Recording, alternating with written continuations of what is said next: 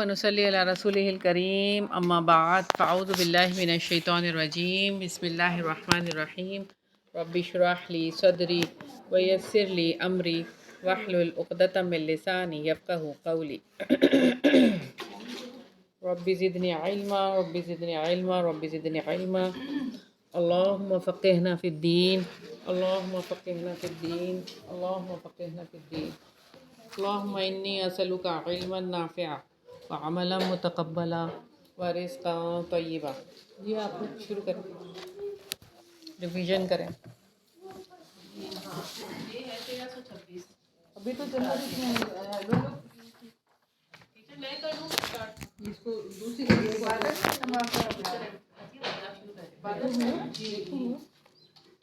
इबादत में इन्हमाम का बयान। सैयदना अबू हुरैरा रज़ियल्लाहु ताला अन्हु से रिवायत है, नबी करीम सल्लल्लाहु अलैहि वसल्लम ने फरमाया, बेशक अल्लाह ताला फरमाता है, ए इब्ने आदम हर काम से दोष होकर मेरी इबादत में मुनहमिक हो जा, मैं तुझे बेनियाज कर दूंगा और तेरी नादारी को पूरा कर दूंगा। अगर तूने इस तरह ना किया तो मैं तुझे दीनवी कामों में मसरूफ़ कर दूंगा, दुनियावी कामों में, और कभी तेरी फकीरी पूरी नहीं करूँगा।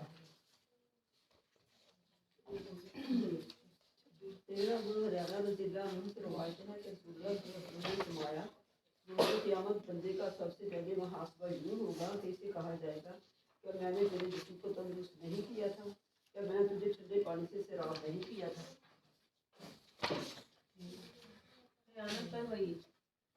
सैयदना अबू हुरैरा रज़ियल्लाहु अन्हु की रिवायत है, रसूलुल्लाह सल्लल्लाहु अलैहि वसल्लम ने फरमाया, क़यामत के दिन मुत्तकी लोग मेरे दोस्त होंगे, अगरचे वो नस्ल में करीबतर हो या ना हो। कहीं ऐसा ना हो कि लोग तो नेक अमाल लेकर आएं और तुम दुनिया की खयानतों और दूसरों की हक़ों को अपने कंधों पर उठा कर लाओ और पुकारो, ए मोहम्मद सल्लल्लाहु अलैहि वसल्लम, और मैं इधर उधर इराज़ करते हुए कहूँ, नहीं, फिर आपने अपनी दोनों जानिब इराज़ किया। सिर्फ हल्के वजन वाला ही अल्लाह के यहाँ कामयाब होगा। सैयदना अबू दरदा रज़ियल्लाहु ताला अन्हु बयान करते हैं कि रसूलुल्लाह सल्लल्लाहु अलैहि वसल्लम ने फरमाया, तुम्हारे सामने आखिरत की एक दुश्वार गुज़ार घाटी है, जिससे वही निजात पाएगा जो गुनाहों की बोझ से हल्का होगा।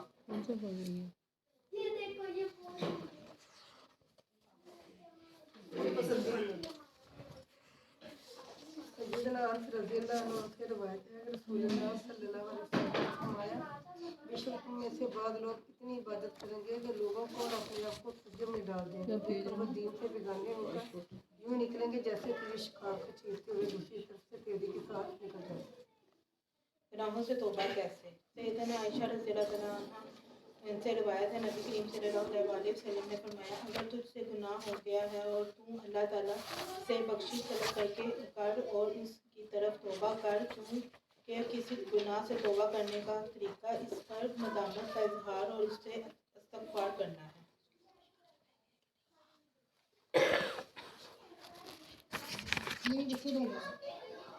नेमतों की मनी के लिए खर्च करने से ही मुमकिन है। सैयदना अब्दुल्लाह बिन उमर से रिवायत है कि रसूलुल्लाह सल्लल्लाहु अलैहि वसल्लम ने फरमाया, अल्लाह ताला अपने बंदों को नफ़ा पहुंचाने के लिए कुछ लोगों को बतौर खास नेमतें अता करता है। अगर वो खर्च करते रहें तो इनामात बरकरार रहते हैं, और अगर वो रुक जाए तो वो इनसे सलब करके दूसरों को अता कर देते हैं।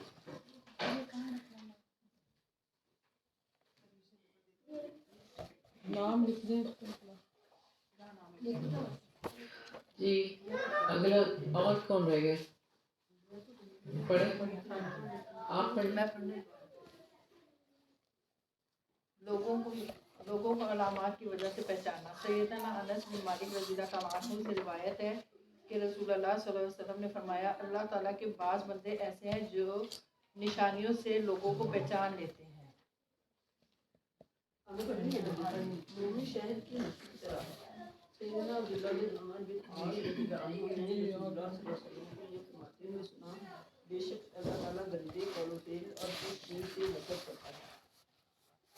इस ज़ात की कसम जिसके हाथ में मेरी जान है, क़यामत इसकी तक बर्पा नहीं होगी जब ईमानदार ख़यानत करेगा, खाइन को नहीं समझा जाएगा, और कोई खुशखोरी कता रहमी और रोशनियों से बुरा सलूक करने जैसी बाकी मंजरें आम पर आ जाएंगी। बेशक मोमिन की मिसाल सोने के खालिस टुकड़े की तरह है कि जब मालिक इसे धूप में रखकर खुल होता है, इसमें ना तब्दीली आती है اور نہ وہ کم ہوتا ہے۔ اس ذات کی قسم جس کے ہاتھ میں میری جان ہے، محمد کی مثال شہد کی مکھی کی مانند ہے، جو پاکیزہ چیزیں کھاتی ہے، پاکیزہ رس کھائی کرتی ہے، اور جس پتیلے پتے پر بیٹھتی ہے تو نہ وہ ڈوبتا ہے اور نہ خراب ہوتا ہے۔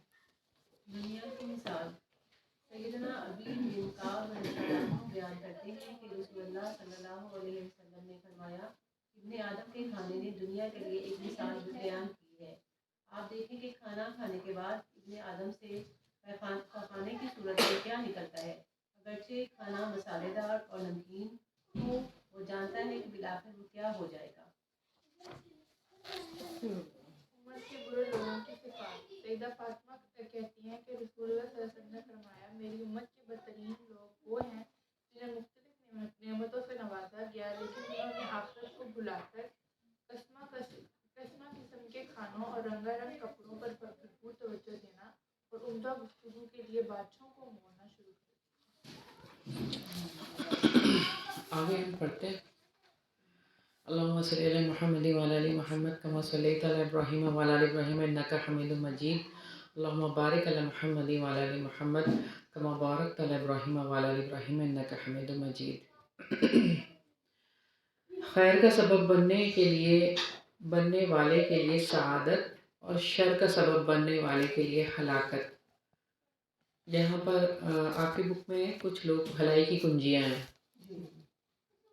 عن انس بن مالک رضی اللہ عنہ قال قال رسول اللہ صلی اللہ علیہ وسلم ان من الناس مفاتیح للخیر مغاليق للشر وان من الناس مفاتيح للشر مغاليق للخير فطوبى لمن جعل الله مفاتيح الخير على بيديه وويل لمن جعل اللہ مفاتیح الشر علی یدیہ۔ حضرت انس بن مالک رضی اللہ عنہ بیان کرتے ہیں کہ رسول اللہ صلی اللہ علیہ وسلم نے فرمایا، بے شک بعض لوگ ایسے ہیں جو نیکی کا سرچشمہ اور برائی کی راہ روکنے والے ہیں، اور بعض لوگ ایسے ہیں جو شر کا منبع اور نیکی کی راہ بند کرنے والے ہیں۔ اس آدمی کے لیے خوشخبری ہے کہ اللہ تعالیٰ نے جس کے ہاتھ پر خیر کی راہیں کھول دیں، اور ہلاکت ہے اس آدمی کے لیے جس کے ہاتھ پر اللہ تعالیٰ نے شر کی راہیں کھول دیں۔ اللہ تعالیٰ بعض افراد کو ان کے خاندانوں میں خاص مقام اور مرتبہ عطا کرتے ہیں۔ خاندان کے افراد ان کو اپنے قبیلے کا سربراہ چاہتے ہیں، نہ چاہتے ہوئے بھی اپنے آپ کو ان کے فیصلوں کا پابند سمجھتے ہیں۔ ایسے معزز لوگوں کو چاہیے کہ وہ اپنے خاندانوں میں اچھے امور کو رواج دیں اور شریعت کے مخالف امور کا خاتمہ کریں۔ اس میں سربراہ کا کوئی کمال نہیں ہے، لیکن اس کے ماتحت افراد اپنی من مانیاں کرتے رہیں اور اس کی حیثیت تماشائی کے سوا کچھ نہ ہو۔ تو سربراہ کا کیا کام ہے کہ نیکی کی طرف ترغیب دلائے اور برائی سے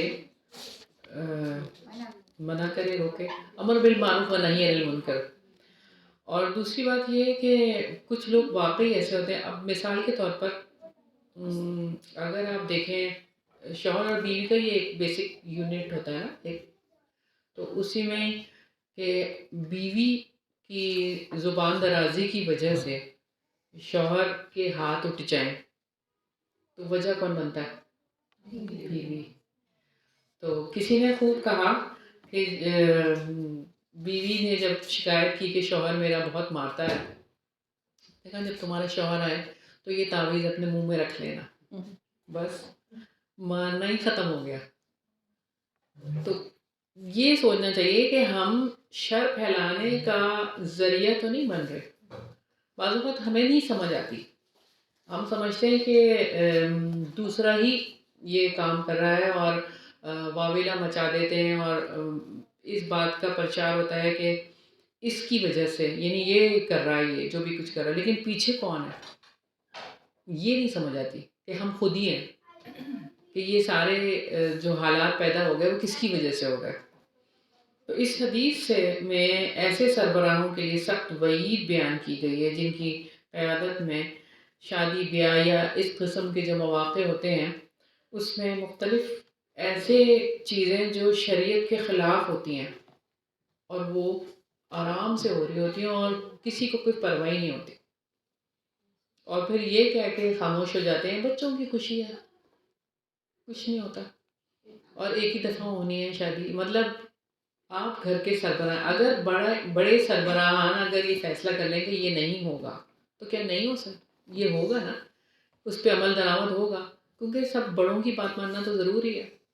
جہاں بڑے ہی کہیں کہ نہیں یہ رسم ہوگی تو پھر اب آگے اور کون کرے؟ کمپرومائز کر لیتے ہیں بڑے. اور کچھ بڑے تو خود ہی کہتے ہیں کہ نہیں یہ ہوگا، میرا ایک ہی بیٹا ہے، یہ میری ایک ہی بیٹی ہے، یا یہ آخری بیٹا ہے، یہ آخری بیٹی ہے، تو ہم نے یہ تو کرنا ہی کرنا، یہ والی رسم تو ہم کریں گے، اور اس دھوم دھام سے کرنا ہے اور اس جگہ پہ کرنا ہے. بس یہ جو باتیں ہیں نا ہمیں سوچنی چاہیے، اور اللہ تعالیٰ سے دعا کرتے ہیں ہم کہ اللہ تعالیٰ ہمیں کبھی بھی شر کا سبب نہ بنائے اور ہمیشہ ہمیں خیر کا سبب بنائے، کہ ہماری طرف سے خیر ہی خیر نکلے. اگلی حدیث دیکھتے ہیں، آخرت کی خیر ہی خیر ہے. یہاں پر آپ کے پاس جو ہے وہ خندق کا بیان.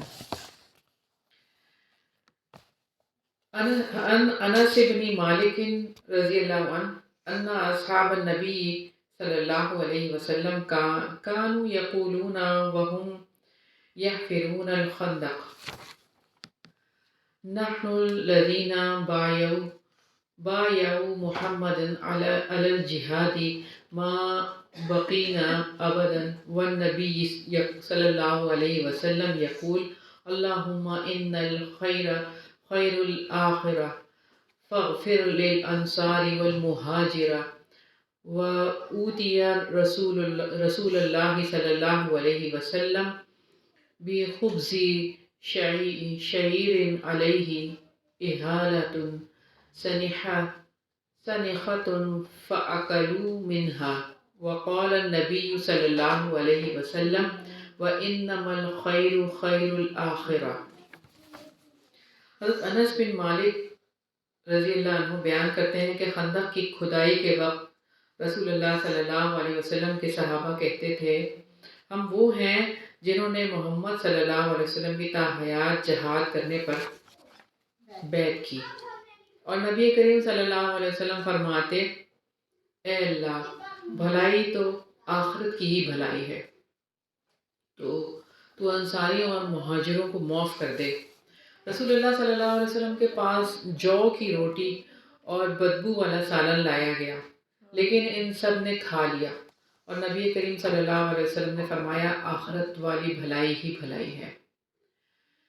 تو یہ دو جہانوں کے سردار کی حالت ہے کہ اگر دنیاوی زینت اور آرائش کو کوئی قابل فخر چیز، کوئی ایسی چیز ہوتی نا کہ کوئی قابل فخر ہو کوئی چیز ایسی، تو آپ صلی اللہ علیہ وسلم کو اس سے محروم نہ رکھا جاتا. یعنی دنیا تو اللہ کے نزدیک مچھر کے پر کے برابر بھی حیثیت نہیں رکھتی. یقیناً خیر اور بھلائی وہی ہے جو موت کے بعد نصیب ہوگی، کیونکہ دنیا کے ایام خوشحالی میں بیت جائیں یا بدحالی میں گزر جائیں، بالآخر یہاں سے روانہ ہونا پڑتا ہے، اور ایسی روانگی کہ جس کے بعد واپسی کی کوئی صورت اور امید نہیں ہے. اللہ کے یہاں اللہ تعالیٰ نے جن لوگوں کو مال و دولت عطا کر دیا ہے وہ اسیر شریعت بن کر زندگی گزاریں اور اللہ تعالیٰ کی نعمتوں کے تقاضے پورے کریں، یعنی شریعت کے تقاضے جو ہیں وہ پورے کیے جائیں. اور یہ بات ہے کہ آج جو دوڑ لگی ہوئی ہے ہر گھر کی یہی کہانی ہے، جدھر دیکھو یہی داستان ہے کہ خرچے پورے نہیں ہو رہے اور مال کی اتنی فراوانی نہیں ہے یا اتنا مال ہونا چاہیے. اصل میں جو بات ہے نا وہ کیا ہے، برکت کی بات ہے. تھوڑے مال میں بھی برکت ہو جاتی ہے. ضروریات بہت بڑھا لی ہیں. ہاں ضروریات بھی نہیں ہے، ضروریات نہیں ہے، وہ سمجھے تعیشات ہیں. تعیشات وہی ان کو ضروریات بنا لی ہیں، حالانکہ ضرورت ہے ہی زندگی نہیں گزر سکتی. اب جیسے کہ ہم پچھلی دفعہ کھانوں کی بات کر رہے تھے، ٹیسٹ کی بات کر رہے تھے، تو اب ٹیسٹ کے پیچھے کتنی چیزیں آ جاتی ہیں گھر میں، اور حالانکہ ان چیزوں کی ضرورت نہیں ہے. پہلے کا دور بھی کیا دور تھا، ساگ اور مکئی کی روٹی اور اصلی گھی، اور سب وہ مزے سے کھا رہے ہوتے تھے. روٹی پہ چار رکھ کے ان کے ساتھ روٹی کھا لیتے ہاں. پہلے دیکھیں کہ کولر ہوتے تھے اچار اور روٹی کھا لیتے تھے، چائے روٹی کھا لیتے. اب کسی کمرے میں اے سی نہ ہو گزارا نہیں. پہلے ایک کولر ہوتا تھا تو گزارا ہوتا تھا. پہلے بھی تو گرمی پڑتی تھی، اب نہیں گزارا ہو رہا. اب آپ دیکھیں نا کہ آج آپ ٹیسٹ کی بات کر رہے ہیں، آپ صلی اللہ علیہ وسلم بدبودار سالن کھا رہے ہیں، یعنی کہ اس میں سے ہیک آ رہی ہوگی یا کوئی ایسی بات ہوگی جیسے بھی ہے. خراب تو خیر نہیں، خراب تو نہیں کھا سکتے، خراب کھانا تو جائز ہی نہیں ہوتا. یعنی ہیک آ رہی ہے نا کسی بھی چیز میں سے، جیسے بعض چیزیں ہم پکاتے بھی ہیں تو اس کی ہیک نہیں جاتی، تو وہ ہیک والا سالن کھانا. اور ایک دو جہاں کے سردار کی بات ہے یہ، وہ بھی یہ کھا رہے ہیں. ہم کہیں کہ نہیں میرے لیے یہ کھانا رکھ دیا اور میں یہ کھانا کھا لوں، اور اس میں سے کھانا مشکل سے ہاں. کھائیں گے، ٹیسٹ تو ڈیولپ ہو گیا ان کا. یہ آپ دیکھیں نا کہ ہم دنیا کو ہی سب کچھ سمجھ بیٹھے ہیں، اصل بات یہ ہے. آخرت والی حالانکہ آخرت ہی اصل خیر ہے، اس کو ہی دیکھنا چاہیے. اور دنیا تو گزر ہی جانی ہے. دیکھیں ایک جھوپڑی میں رہنے والا بھی چلا گیا نا دنیا سے، اور جو محل کھڑے ہیں یہاں پر اتنے بڑے بڑے، وہ بادشاہ تھے نا، وہ تو اس وقت کے بادشاہ تھے نا. عالمگیر اور شہنشاہ جو ہے وہ اکبر، اور یہ اورنگزیب اور عالمگیر اور شاہ جہاں، یہ سب کہاں چلے گئے؟ اور ان کے شیش محل ابھی تک رکھے ہوئے ہیں. سب ایک ہی جگہ گئے، ایک ہی قبر ہے. ہاں وہی جگہ ہے. اور پھر یہ بھی رونا، بعض لوگ روتے ہیں کہ اپنا گھر نہیں ہے، اپنا گھر ہو جائے اور اپنا گھر ہونا چاہیے اور یہ اور وہ. تو جس کا اپنا گھر بھی ہوتا ہے وہ کتنے عرصے رہتا ہے اس گھر میں؟ پتہ بھی نہیں چلتا. اور کتنے ہی ایسے لوگ ہیں کہ جن کے اپنے گھر ہوتے ہیں، جیسے بہت چاہت سے کسی نے گھر بنایا، اتنی یعنی میں ہمارے ریلیٹیو میں سے ایک ہیں، ان کے ہسبینڈ دبئی میں تھے. دبئی سے انہوں نے جو فانوس ہوتے ہیں نا وہاں سے لے کر آئے، اپنے گھر میں ڈیکوریٹ کیا، ایک فاؤنٹین بنایا باہر اتنا خوبصورت ڈیفینس میں، اور وہاں پہ انہوں نے وہ لگایا، وہ دبئی سے لے کر آئے. یعنی ایک ایک چیز ان کی جو یہ تھی چیزیں، وہ دبئی سے آ رہی تھی اور لگ رہا تھا. لیکن رہنا کتنا میسر آیا، چند دن ہی وہ رہے ہیں وہاں پہ. اور پھر جی ہسبینڈ دبئی میں ہے تو ساری فیملی دبئی چلی گئی، وہ گھر خالی پڑا ہے. پھر کرایہ دار آ کے رہنا شروع ہو گئے. آپ کے نصیب میں کہاں تھا پھر؟ آپ نے تو اتنی چاہت سے وہ گھر بنایا، لیکن وہ رہا نہیں نا. پھر وہیں پر ہی ہیں، وہیں پہ سیٹل ہو گئے. پھر یہ گھر تو یہیں پر ہی رکھا ہو، تو رہنا بھی نہیں ہے، تو پھر فائدہ اپنے گھر کا. تو پھر بات یہی ہے کہ ہم سارا فوکس کن چیزوں پہ کر رہے ہیں. ہاں، باہر بھی اگر اپنا گھر لے لیا تو وہ چیزیں تو نہیں نا جو آپ نے یہاں پہ اس طرح سے بنائی. بہرحال آخرت کو یاد رکھنا چاہیے. بات یہی ہے کہ ہم کن چیزوں کے پیچھے پڑ گئے اور ہمیں کیا کرنا تھا، ہم اپنا وقت کن چیزوں پہ لگا رہے ہیں. اس حدیث سے ہمیں اپنے لیے جو لینی ہے نا بات، وہ یہ کہ آخرت والی بھلائی ہی بھلائی ہے. آخرت کے لیے جو کام کر سکتے ہیں نا وہ کریں اس زندگی میں. اب مجھے بتائیں کتنی احادیثیں یاد کر لی ہیں ہم نے، یاد کری ہیں آپ لوگوں نے؟ پچھلی دفعہ بھی ہم نے یہی بات کی تھی، یعنی پچھلی کتاب میں، کہ ہم یاد کریں گے. یہ آخرت کی تیاری تو ہے. اور کتنی صورتیں یاد ہیں، ایسا ایسا کر کے حفظ بھی کرنا ہے. تو اس بارے میں بھی سوچیں. آخرت کی تیاری ہے نا یہ تو. اب مجھے بتائیں کہ صورتیں کتنی یاد ہیں آپ لوگوں کو؟ 30واں پارہ پورا یاد ہے؟ 38 پارہ کچھ وہ بھی یاد پورا ہے، یاد نہیں ہے. پورا نہیں یاد. اور دوسری صورتیں جو ہیں، سورہ کہف یاد ہے؟ آخری اور سورہ ملک تو یاد ہوگی، سورہ ملک، اور آل عمران کی آخری آیات، سورہ آل عمران کی آخری آیات، سورہ بقرہ کی آخری آیات ہوں گی. اسی طرح سورہ نبا ہے، سورہ دعا ہے. تو اگر آپ لوگ اپنی تجوید کی جو کلاس ہوتی ہے آپ کی، اس میں آپ لوگ یاد کر کے سنانا شروع کریں. ویک آپ کو پورا ویک ملے گا، اس پورے ویک میں آپ یاد کریں اور آپ جو ہے وہ سنائیں قرآن. اور اس طرح آپ دیکھیے گا کافی چیزیں یاد کر لیں گے انشاءاللہ تعالیٰ. آپ 30ویں پارے سے یہ شروع کر لیں. توشہ تو تیار کرنا ہے نا آخرت کے لیے. تو ہم یہی کرتے رہ جائیں گے، سوچتے رہ جائیں گے، تو سوچنے سے کچھ بھی نہیں ہوگا نا. لیکن ابھی تجوید صحیح ہو رہی ہے نا، کافی تجوید کے ساتھ ہی آپ کا حفظ ہو جائے گا، اس کے ساتھ ہی یاد ہو جائے گا. جیسے ہی آپ کی وہ تجوید صحیح ہوگی آپ کی یاد بھی ہو جائے گی وہ چیز، تو وہ زیادہ اچھی بات ہے. آپ انتظار نہ کریں کہ ابھی یہ ہو رہا ہے، کچھ زندگی کا کیا بھروسہ، سب چیز کرتے چلے جائیں. ابھی تو چھوٹی چھوٹی دعائیں یہاں دو. چھوٹی چھوٹی صورتیں یاد کریں. دعائیں تو دعائیں ہیں نا، صورتیں یاد کریں، قرآن یاد کریں، حدیث یاد کریں. حدیث بھی یاد کریں نا. کون سی حدیث یاد کریں گے آج کے لیے؟ ذرا سیٹ کریں نا، کون سی حدیث یاد کریں گے؟ چھوٹی سی حدیث. ہاں؟ جی ہاں، حدیث تو وہی ہوتی ہے. یہ تو ہم ترجمہ لا پڑھ رہے تجتبیانی فی منافق یاد کی تھی ہیں. میں نے ہاں، ایک بہت اچھی بات ہے. یہ جو اگلی حدیث ہے نا یہ یاد کر لیں. پہلی کی علی تھی. یہ والی اگلی حدیث یاد کر لیں. کون سی والی؟ اگلی چھوٹی سی ہے. 1349. نادیہ ان کی کتاب آئی ہے ہاں جی. کہاں ہے؟ وہ فرا نے بھیجی نہیں آپ کو 2 کتابیں؟ نہیں. ان کو میں نے کہا تھا کہ ان کو بھیج دیجیے گا، ان کے گھر پڑی ہیں. دونوں کی کتابیں آئی ہیں. اچھا ٹھیک ہے. یہ دونوں پچھلی کلاس میں نہیں آئی تھی نا. ٹیسٹ تو ہو گیا. چلیں ہم آگے پڑھتے ہیں.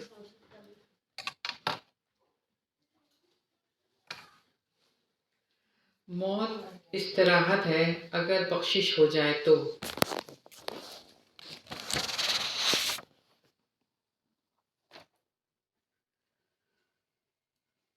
قال صلی اللہ علیہ وسلم انما یستریح من غفر له.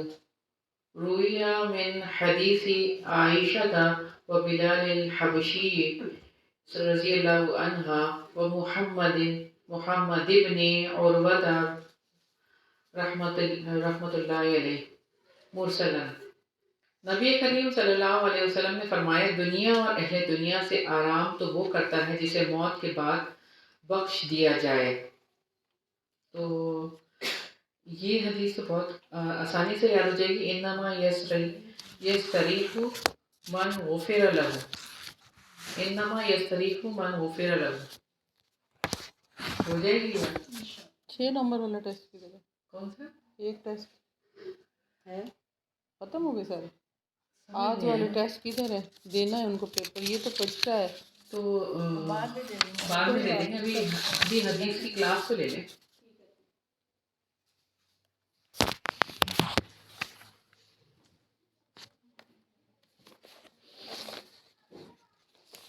جی تو اس حدیث کا سیاق و سباق یہ ہے کہ عام طور پر لوگ مرنے والے کے بارے میں کہتے ہیں کہ دنیاوی مصائب اور فتنوں سے اس کی جان چھوٹ گئی اور وہ اپنی آخری آرام گاہ پہنچ گیا. ایسی بات ہوتی ہے؟ اچھا. تو آپ صلی اللہ علیہ وسلم نے اس قسم کے تاثرات کا رد کرتے ہوئے فرمایا کہ اس مرنے والے کو استراحت نصیب ہوتی ہے جسے بخش دیا جائے. جیسا کہ اللہ تعالیٰ ارشاد فرماتے ہیں فمن زحزح عن النار وادخل الجنۃ فقد فاز. سورہ آل عمران کی آیت نمبر 185 ہے. جس کو آگ سے دور کر دیا گیا اور جنت میں داخل کر دیا گیا یقیناً وہ کامیاب ہو گیا. بات یہ ہے کہ موت کے بعد کی بخشش ہی اصل بخشش ہے. جب انسان دنیا میں جو بھی عمل کر کے جائے گا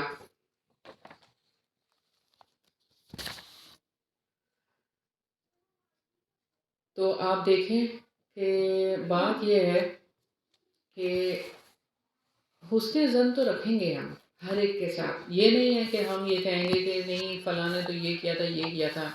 اس کی بخشش کیسے ہوگی؟ مطلب اس طرح کی باتیں آپ نے نہیں کرنی، بلکہ آپ نے تو حسن زن رکھنا ہے ہر ایک کے ساتھ اور مغفرت کی دعا کرنی ہے ہر ایک کے لیے. دیکھیں کوئی بھی انسان ہوتا ہے، فرشتہ نہیں ہوتا. غلطیاں سب سے ہی ہوتی ہیں. کسی سے بڑی ہو جاتی ہے، کسی سے کم ہو جاتی ہے. کوئی قتل بھی کر دیتا ہے، کوئی اور بڑے بڑے گناہ کا مرتکب ہو جاتا ہے. کوئی کسی کا مال یعنی کہ لے جاتا ہے، یعنی کہ جیسے بعض جائیدادوں کی بات ہوتی ہے، وراثت کی بات ہوتی ہے. تو یہ بات علیحدہ ہے کہ نیک آدمی کی کامیابی کا حسن زن رکھا جائے اور اس کے لیے مغفرت کی دعا کی جائے نیک آدمی کے لیے. کیونکہ بظاہر ہی ہم دیکھیں گے نا نیکی کیسی ہے، ہم دل کے اندر تو نہیں جھانکیں گے نا کسی کے. اگلی حدیث ہم دیکھتے ہیں اگر ہمیں اتنا علم ہوتا جتنا کہ آپ صلی اللہ علیہ وسلم کو تھا. تو آپ کے پاس جو ہے وہ نبی پاک صلی اللہ علیہ وسلم کے علم کا بیان ہے. ٹھیک ہے، علم النبی.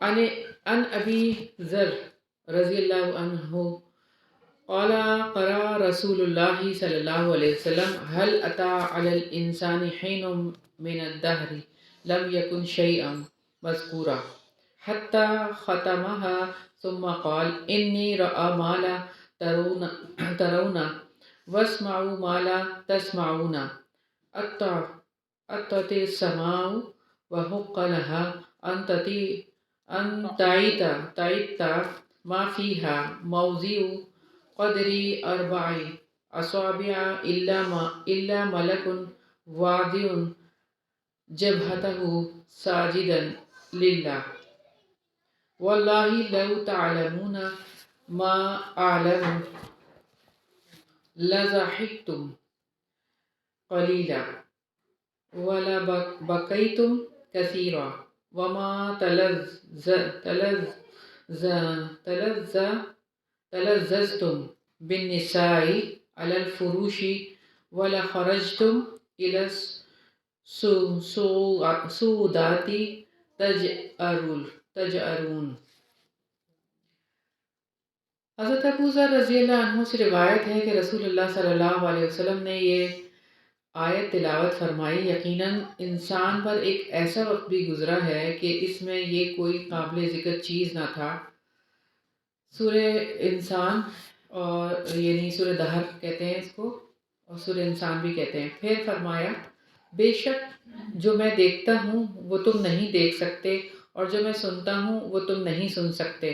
سنو، آسمان چرچراتے ہیں اور انہیں چرچرانا ہی سیر دیتا ہے، کیونکہ وہاں 4 انگلیوں کے بقدر بھی خالی جگہ نہیں ہے. ہر جگہ فرشتے سجدہ ریز ہیں. قسم اللہ کی قسم، اگر تمہیں اس کا علم ہو جائے جو میں جانتا ہوں تو تم ہنسنا کم کر دو، رونا زیادہ کر دو، بچھونوں پر اپنی بیویوں سے لذتیں اٹھانا ترک کر دو، اور اللہ کی طرف گڑ گڑاتے ہوئے گھاٹیوں کی طرف نکل جاؤ. اس میں نبی کریم صلی اللہ علیہ وسلم کے معجزات کا ذکر ہے. اللہ تعالیٰ کی عظمت، نافرمانوں پر انتقامی کارروائیوں اور موت کے وقت کے اور قبر و قیامت کے ہولناک مناظر اور سخت مناقشوں کا علم، جو علم آپ صلی اللہ علیہ وسلم کو تھا، کسی امتی کو اس کا اندازہ بھی نہیں ہو سکتا. اگر ان حالات و واقعات کو مد نظر رکھا جائے تو مسلمان پر لرزہ طاری ہو جائے اور وہ اپنے حسن خاتمہ کے بارے میں سسکیاں بھرنا شروع کر دے. شریعت اسلامیہ میں رہبانیت کی کوئی گنجائش نہیں ہے. اس حدیث کا مطلب یہ بھی ہے کہ اللہ تعالیٰ کی طرف توجہ کی جائے، کثرت سے اس کی عبادت کی جائے اور گناہوں سے اجتناب کیا جائے. اللہ تعالیٰ کو عبادت کی کوئی ضرورت نہیں ہے، اور اللہ تعالیٰ کے لیے تو آپ نے دیکھا نا کہ 4 بالش بھی جگہ خالی نہیں ہے، کہ وہاں پر تو فرشتے ہی سجدہ ریز ہیں. اللہ تعالیٰ کے لیے عبادت کرنے والے تو بہت ہیں، پرندوں کی عبادت بھی ہے، سارے جتنی بھی اللہ کی مخلوق ہے سبھی اللہ کی عبادت کرتے ہیں، سبھی اللہ کی تسبیح کرتے ہیں. تو اللہ کے لیے تو کوئی مشکل نہیں ہے. اللہ تعالیٰ کو کسی چیز کی ضرورت ہی نہیں ہے. اللہ تو بے نیاز ہے. ضرورت کس کو ہے؟ ہمیں ضرورت ہے کہ ہم جتنی عبادت کریں گے، ہم جتنے اپنے اعمال اچھے کریں گے تو ہمیں ہی فائدہ ہوگا اور ہمارے لیے ہی راہیں ہموار ہوں گی. اللہ تعالیٰ سے دعا ہے کہ اللہ تعالیٰ ہمیں اس کی سچی سمجھ عطا فرمائے. تقوی، جہاد، ذکر اور تلاوت قرآن کی نصیحت. تو آپ کی ہے بھلائی کی وصیت کرنا. عن ابی سعید الخدری رضی اللہ عنہ ان رجلا جاءه فقال اوصنی، فقال سألت عما سألت عنه رسول اللہ صلی اللہ علیہ وسلم من قبلك فقال اوصيك بتقوى الله وإنه رأس كل شيء وعليك بالجهاد فإنه رهبانية الإسلام وعليك بذكر الله وتلاوة القرآن فإنه روحك في السماء وذکرک فی الارض۔ سیدنا ابو سعید خدری رضی اللہ عنہ بیان کرتے ہیں کہ ایک آدمی میرے پاس آیا اور کہا کہ مجھے کوئی نصیحت کرو۔ میں نے کہا میں نے تجھ سے قبل رسول اللہ صلی اللہ علیہ وسلم سے یہی سوال کیا تھا۔ آپ صلی اللہ علیہ وسلم نے جواباً فرمایا تھا میں تجھے اللہ تعالیٰ سے ڈرنے کی وصیت کرتا ہوں، کیونکہ یہ عمل ہر چیز کی بنیاد ہے، اور جہاد کو لازم پکڑ کیونکہ وہ اسلام میں رہبانیت کی صورت ہے، اور اللہ تعالیٰ کے ذکر اور تلاوت قرآن کا اہتمام کر کیونکہ وہ آسمان میں تیرے لیے باعث رحمت اور زمین میں باعث تذکرہ خیر ہے۔ تو یہ بہت بڑی بات ہے کہ قرآن کی تلاوت کا اہتمام کرنا۔ تلاوت کا اہتمام کرتے ہیں۔ اب تو بہت ہی کم ہو گیا فجر کے بعد اونچی آواز سے تلاوت کرنا۔ پہلے تو بہت زیادہ تلاوت کی جاتی تھی اونچی آواز سے، لیکن اب اونچی آواز سے تلاوت بہت کم لوگ کرتے ہیں، ویسے ہی پڑھ لیتے ہیں بغیر اونچی آواز کے۔ تو اونچی آواز سے اگر تلاوت کری جائے، اور ویسے بھی فجر کی جو تلاوت ہے وہ مشہودہ ہے، جیسے کہ بنی اسرائیل میں آتے ہیں سورہ بنی اسرائیل، تو فجر کی تلاوت کے لیے جو ہے نا خاص اہتمام کرنے کی ضرورت ہے۔ اچھا، وہ فجر کی نماز میں جو ہم تلاوت کرتے ہیں وہ والی اس کو مشہور ہے، یا بعد میں قرآن پاک کھول کے تلاوت کرنا؟ وہ بھی آپ کہہ سکتے ہیں، اس کو بھی آپ کہہ سکتے ہیں فجر کی تلاوت جو نماز میں ہو رہی ہے، لیکن ہم لوگ اگر تنہائی میں نماز پڑھیں ہم خواتین تو ہم اونچی آواز سے تلاوت نہیں کرتے، ہم اونچی آواز سے تلاوت نہیں کرتے نا نماز میں۔ خواتین جو اکیلے میں پڑھیں گی تو وہ یہ ہے کہ اس کے حوالے سے دیکھنا چاہیے ہمیں، وہ ایک ماحول بن جاتا ہے۔ مشہودہ کو ڈیفائن کر دیں کیا؟ مشہودہ کیا ہاں، اس ٹائم پہ فرشتے، اور ویسے بھی آپ کو پتہ ہے یہ حدیث آپ نے پڑھی ہے میرا خیال ہے کہ نہیں، کہ وہ 2 ٹائم ہوتے ہیں نا کہ فرشتے جاتے ہیں نا اوپر، ایک صبح اور شام کے نا، وہ صبح کے ٹائم جو فرشتے اپنی ڈیوٹی کر کے جا رہے ہوتے ہیں اور جو نئی ڈیوٹی پہ آ رہے ہوتے ہیں، اور وہ جا کے اللہ تعالیٰ کو رپورٹ کرتے ہیں، اور ایک شام کے ٹائم۔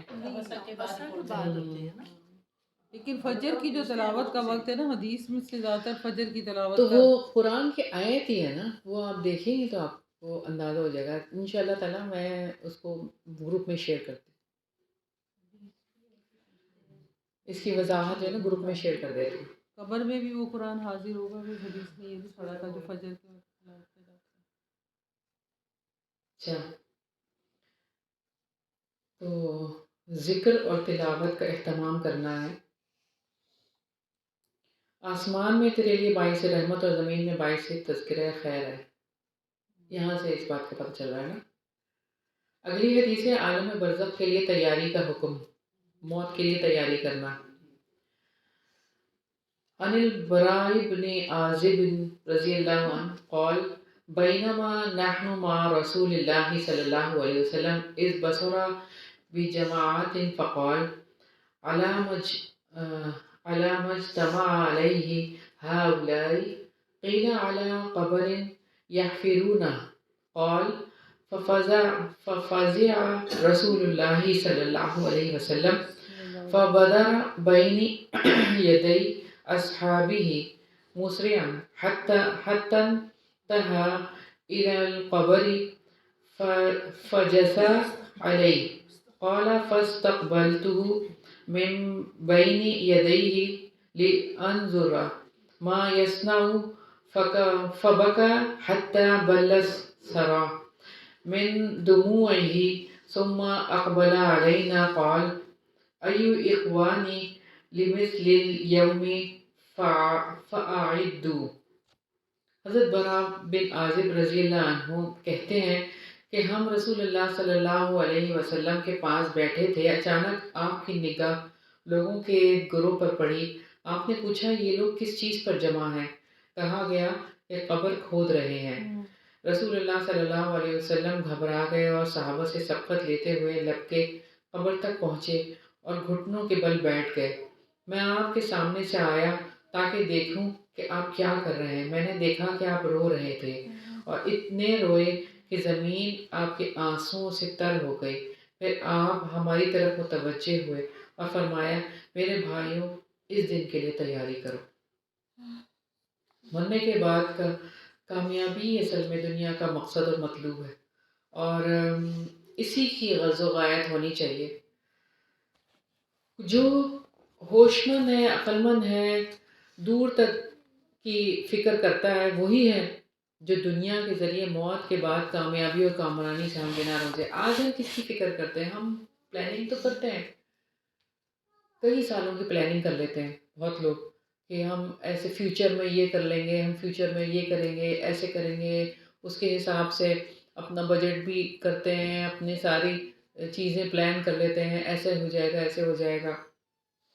آخرت کو پلان کرتے ہیں کہ اس کے لیے کیا تیاری کرنی ہے، مجھے کتنی چیزیں کمانے کی ضرورت ہے، مجھے یہ بھی کرنا ہے، مجھے یہ بھی کرنا ہے، تو میں آخرت میں میرا A+ آ جائے گا، میرے یہ دائیں ہاتھ میں میرا عمل نامہ دیا جائے گا میرے اس عمل کی وجہ سے۔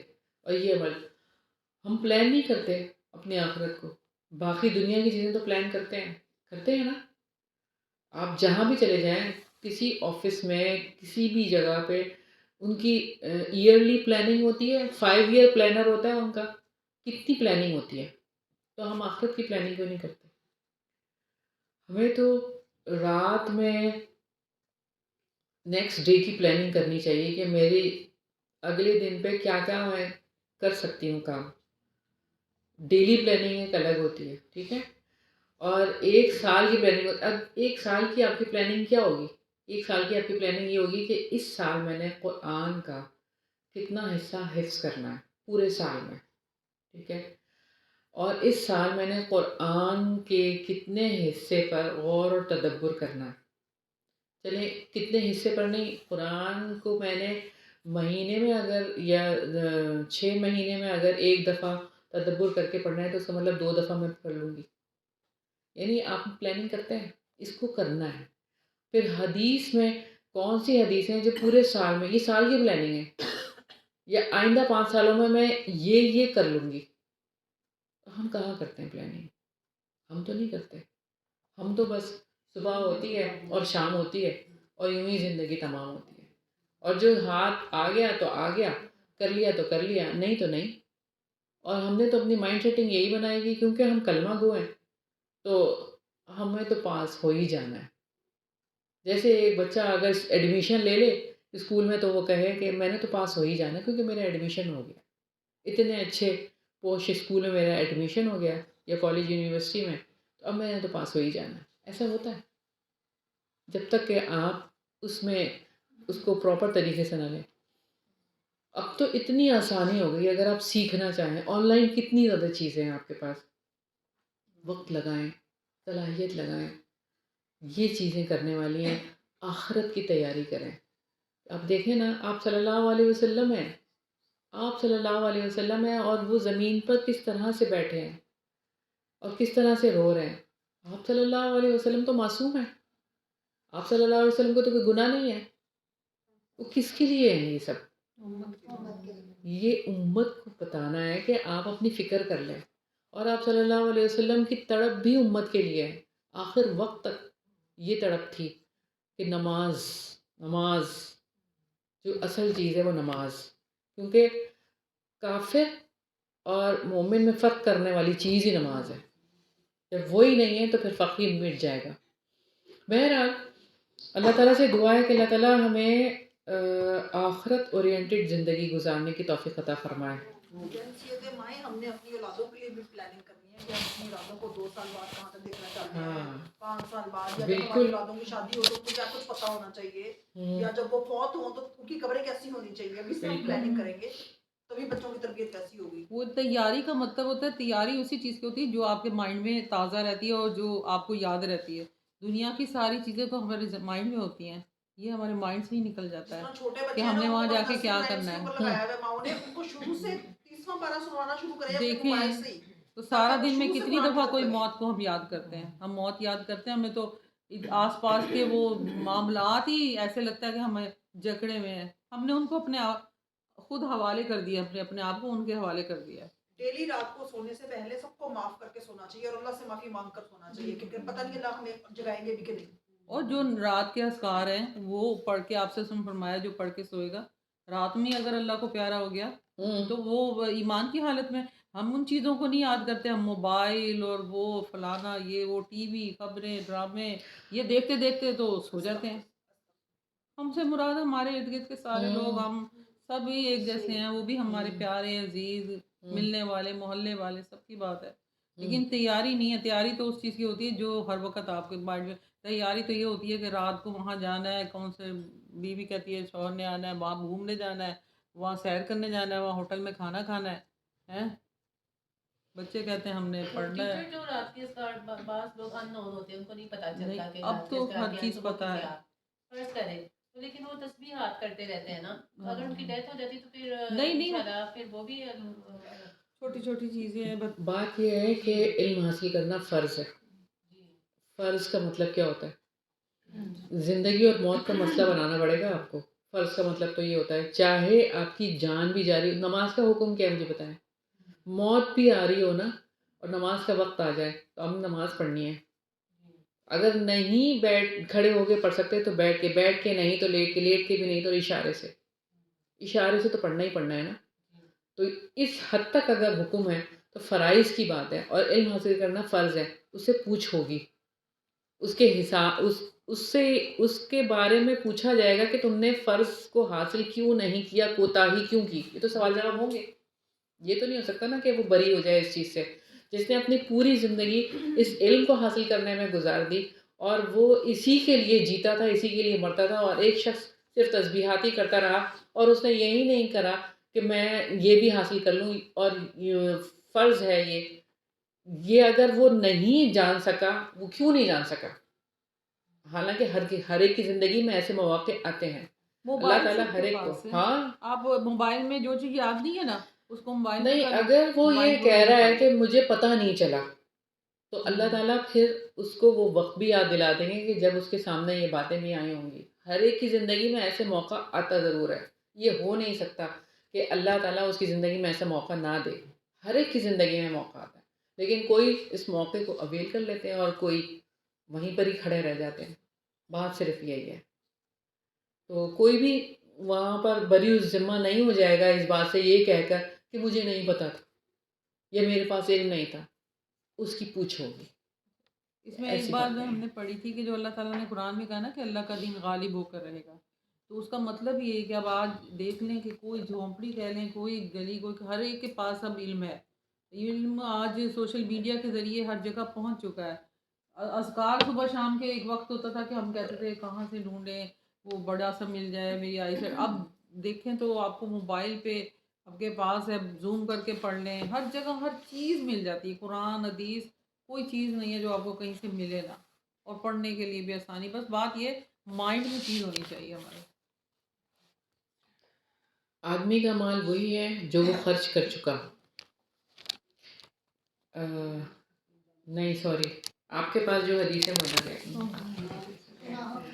گناہوں کو حقیر جاننے سے بچنا. ہمارے پاس ہے نہیں.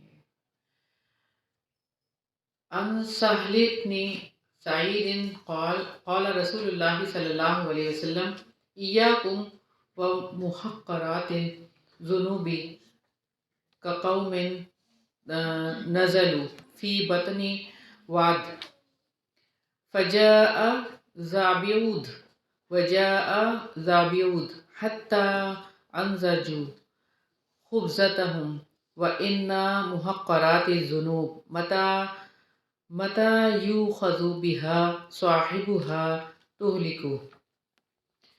سیدنا سہل بن سعد رضی اللہ عنہ بیان کرتے ہیں کہ رسول اللہ صلی اللہ علیہ وسلم نے فرمایا صغیرہ گناہوں سے اجتناب کرو. غور کرو کہ کچھ لوگ ایک وادی میں پڑاؤ ڈالتے ہیں. ایک آدمی ایک لکڑی لاتا ہے اور دوسرا ایک لاتا ہے. ایک ایک کر کے اتنی لکڑیاں جمع ہو جاتی ہیں کہ وہ آگ جلا کر روٹیاں وغیرہ پکا لیتے ہیں. اسی طرح اگر صغیرہ گناہوں کی بنا پر مواخذہ ہو تو وہ بھی ہلاک کر سکتے ہیں. یہ ہم پہلے پڑھ چکے ہیں. آپ صلی اللہ علیہ وسلم نے مثال کے ذریعے اپنا مقصود واضح کر دیا کہ پوری زندگی کے معمولی معمولی گناہ جمع ہو کر انسان کی ہلاکت کا سامان پیدا کر سکتے ہیں. لہٰذا اللہ تعالیٰ کی ہر قسم کی نافرمانی سے اجتناب کرنا چاہیے. مومن اور مسلمان کی نگاہ اس حقیقت کو بھانپنے کی کوشش کرے کہ اللہ تعالیٰ کی معصیت سے بچنا چاہیے، قطع نظر اس سے کہ وہ صغیرہ ہو یا کبیرہ. یعنی اللہ کی نافرمانیوں سے حتی الامکان بچنا چاہیے، چاہے وہ صغیرہ ہو یا کبیرہ. کیونکہ صغیرہ گناہ بھی اگر اس کی کثرت ہو جائے تو آپ کہیں میں صرف موبائل میں اسکرولنگ کر رہی ہوں، میں کوئی ایسی چیز تو نہیں کر رہی. یہ جو آپ کرتے کرتے کرتے کرتے یعنی ہر وقت ہی یہ آپ نے ایک اپنا مشغلہ بنا لیا، موبائل پکڑنا ہے اور اس کو بس ایسے ایسے یوٹیوب پہ بھی گئے تو اس کے شارٹس آگے آگے آگے آگے. تو یہ تو آپ کہیں گے اس میں کچھ ایسی چیز نہیں آ رہی کیونکہ میرا اپنا وہ ہوا ہوا ہے، لاگ ان ہوا ہوا ہے، تو میں تو ایسی چیزیں کچھ نہیں دیکھتی تو اس میں آ رہا ہے. لیکن پھر بھی آپ دیکھیں کہ وہ جو بھی چیز آ رہی ہے اور یہ کتنا زیادہ ہم لوگوں کے اندر یہ چیزیں ہو گئی ہیں نا، چھوٹے بچے سے لے کے بڑے سے لے کے بوڑھے بھی انہی چیزوں میں لگے ہوئے ہیں، یہی شارٹس دیکھنے میں لگے ہوئے ہیں. تو یہ بہت زیادہ وقت کا ضیاع ہے. ایک تو وقت برباد کرنا، اتنی دیر میں آپ کتنا کچھ کر سکتے ہیں جتنا آپ اس پہ وقت لگاتے ہیں اپنا. یعنی کوئی کام نہیں ہے آج تو بالکل ایسا ہو گیا کہ جو بھی گھر میں آئے نا سمجھیں کہ وہ سب سے الگ تھلگ ہو کے بیٹھا اور موبائل اس کے ہاتھ میں، اور بس گھر والوں کی کوئی فکر نہیں. پہلے آپ دیکھیں کہ گھر میں ایک ساتھ بیٹھنے کا جو ہے وہ طریقہ وہ ختم ہو گیا ہے. سب ادھر بیٹھا ہے، کوئی ادھر بیٹھا ہے، کوئی ادھر بیٹھا ہے. اگر ایک ساتھ بھی بیٹھے ہیں نا تب بھی سب کے ہاتھوں میں موبائل ہے اور سب اپنی دنیا میں ہے، لگتا بھی نہیں ہے کہ ایک ساتھ بیٹھے ہیں. بہرحال یہ اس چیز کو سوچنا چاہیے کہ ہم جو کام کر رہے ہیں کہ وہ کیا ہے. تو اگلی حدیث ہم دیکھتے ہیں. تیرا مال وہی ہے جو تو نے اللہ تعالیٰ کی راہ میں خرچ کر دیا، آدمی کا مال وہی ہے جو خرچ کر چکا. عن عبداللہ بن مسعود رضی اللہ عنہ قال قال رسول اللہ صلی اللہ علیہ وسلم ایکم مال وارثہ احب الیہ من مالہ. قالوا یا رسول اللہ ما منا من احد الا مالہ احب الیہ من مال وارثہ. قال اعلموا انہ لیس منکم من احد الا مال وارثہ احب الیہ من مالہ. مالک ما قدمت ومال وارثک ما اخرت. حضرت عبداللہ بن مسعود رضی اللہ عنہ بیان کرتے ہیں کہ رسول اللہ صلی اللہ علیہ وسلم نے فرمایا تم میں سے کون ہے جسے اپنے مال کی بنسبت اپنے وارث کا مال زیادہ محبوب ہو. صحابہ رضی اللہ عنہم نے عرض کی اے اللہ کے رسول، ہم میں سے ہر ایک کو اپنے وارث کی بنسبت اپنا مال سب سے زیادہ محبوب ہے. آپ صلی اللہ علیہ وسلم نے ارشاد فرمایا جان لو تم میں سے ہر ایک کو وارث کے مال کی بنسبت اپنا مال زیادہ محبوب ہے. یاد رکھو کہ تمہارا مال تو وہ ہے جو تم نے صدقہ و خیرات کر کے آگے بھیج دیا، اور جو کچھ پیچھے چھوڑ جاؤ گے وہ تمہارے وارث کا مال ہوگا. انسان اپنی زندگی میں اپنے مال کا جو حصہ اللہ تعالیٰ کے راستے میں خرچ کرتا ہے وہی اس کا اصل سرمایہ ہے. جو اللہ تعالیٰ نے اس سے بطور قرضہ وصول کیا اور مرنے کے بعد اسے چکا دے گا، باقی مال اس کے ورثہ کا ہے جو وہ اس کے مرنے کے بعد آپس میں تقسیم کر لیں گے. ہمیں چاہیے کہ اپنے اصل ورثے میں اضافہ کریں، یعنی زیادہ زیادہ اللہ کے لیے مال دیں. سیدنا عبداللہ بن شخیر رضی اللہ عنہ کہتے ہیں میں رسول اللہ صلی اللہ علیہ وسلم کے پاس آیا آپ صلی اللہ علیہ وسلم الحاکم التکاثر کی تلاوت کر رہے تھے۔ پھر آپ صلی اللہ علیہ وسلم نے فرمایا، ابن آدم کہتا ہے میرا مال میرا مال۔ اس کے بعد آپ صلی اللہ علیہ وسلم نے فرمایا، ابن آدم تیرا مال نہیں ہے مگر وہی جو تو کھا کر فنا کر دے، یا پہن کر بوسیدہ کر دے، یا صدقہ کر کے اس کی تکمیل کر دے۔ لیکن آپ دیکھیں کہ بڑی حیران کن بات ہے یہ کہ لوگ قیمتی جو چیزیں ہوتی ہیں اور مشروبات ہیں یا ملبوسات ہیں، گھروں کی تعمیر ہے، شادی بیاہ ہے، اس پر تو بہت مال خرچ کرتے ہیں۔ ہوٹلنگ ہو رہی ہے اور بڑے سے بڑے اور برانڈ میں جا کے کھانا کھایا جا رہا ہے، یعنی بے دریغ مال خرچ کیا جا رہا ہے۔ لیکن اللہ تعالیٰ کے لیے جب صدقہ کرنے کی باری آتی ہے تو پھر آپ کی جیب سے کتنے پیسے نکلتے ہیں اور گن گن کے آپ وہ پیسے دیتے ہیں اور سمجھ لیتے ہیں کہ یہی بہت ہم نے کر دیا سو کر دیا، اور کچھ دنوں تک تو یہ یاد رہتا ہے لیکن کچھ دنوں کے بعد وہ بھی بھول جاتے ہیں، اپنے دوسرے ہی خرچے یاد رہتے ہیں اور وہ بھی بھول جاتے ہیں کہ ہم نے اللہ کے لیے بھی کچھ کرنا تھا۔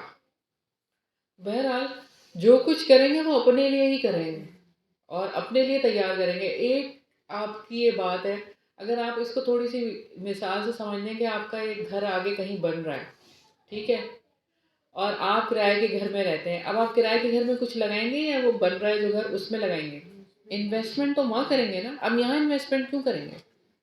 تو آپ کا جو جنت میں گھر بن رہا ہے وہاں اس میں انویسٹمنٹ نہیں کریں گے؟ اب دنیا کے لیے پریشان ہوتے رہتے ہیں، دنیا کے گھر کے لیے، اس کو ہی سنوارنا، اس کو ہی بنانا، اس کو ہی سب کچھ کرنا، اور اپنی جو دنیا کی ضروریات ہیں اس پہ ہی سارا مال خرچ کرنا، تو آخرت کی فکر کیوں نہیں کرتا؟ تو اللہ تعالیٰ سے دعا ہے کہ اللہ تعالیٰ ہمیں اس کی سمجھ عطا فرمائے، سچی سمجھ عطا فرمائے اور عمل کرنے والوں میں شامل کرے۔ ٹھیک ہے، ہم یہیں تک رہتے ہیں۔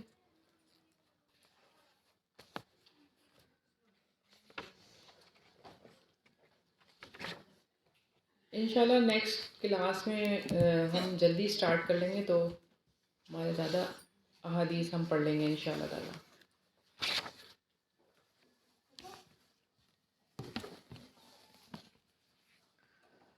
اللہم صلی علی محمد وعلی آل محمد کما صلیت علی ابراہیم وعلی آل ابراہیم انک حمید مجید۔ اللہم بارک علی محمد وعلی آل محمد کما بارکت علی ابراہیم وعلی آل ابراہیم انک حمید مجید۔ ربنا آتنا فی الدنیا حسنۃ وفی الآخرۃ حسنۃ وقنا عذاب النار۔ ربنا ظلمنا انفسنا وإن لم تغفر لنا وترحمنا لنكونن من الخاسرین۔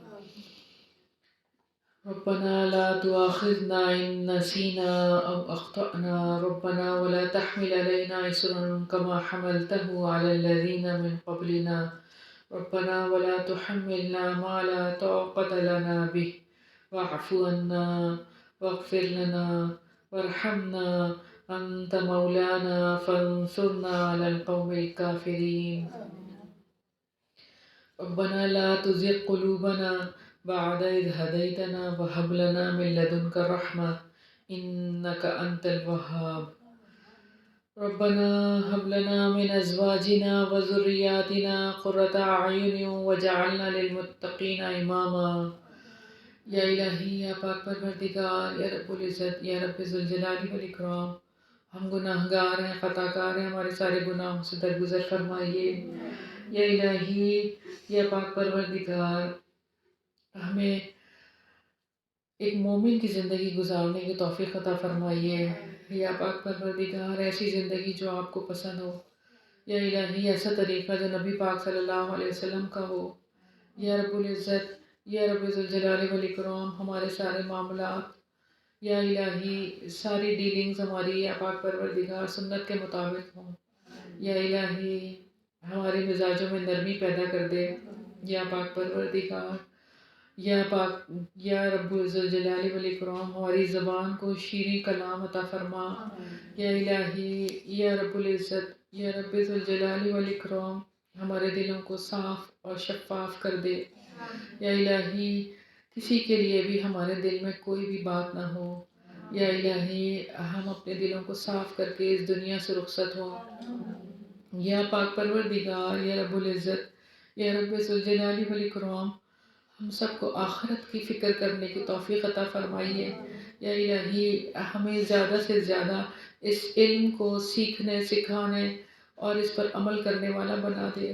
یا الہی، یا رب العزت، یا رب ذوالجلال والاکرام، ہم سے پلاننگ کروا لے یا پاک پروردگار، کہ ہم اس کو اچھی طرح سے پلان کر کے اس کام کو انجام دیں۔